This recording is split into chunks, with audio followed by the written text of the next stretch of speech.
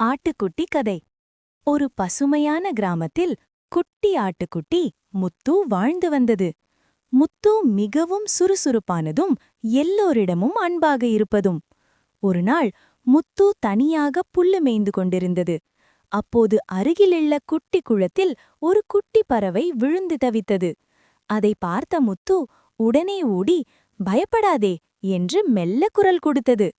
முத்து தன் காலால் குளத்தின் ஓரத்திலிருந்த சிறிய கல்லை தள்ளி பறவைக்கு வெளியே வர உதவியது. பறவை மகிழ்ச்சியுடன் பறந்து நன்றி முத்து என்று சொன்னது.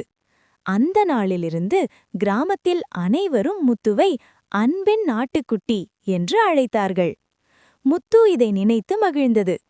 நாம் சிறியவர்களாக இருந்தாலும் நல்ல மனம் இருந்தால் பெரிய உதவி செய்யலாம். பாடம்: அன்பும் உதவியும் எல்லோருக்கும் தேவையானது.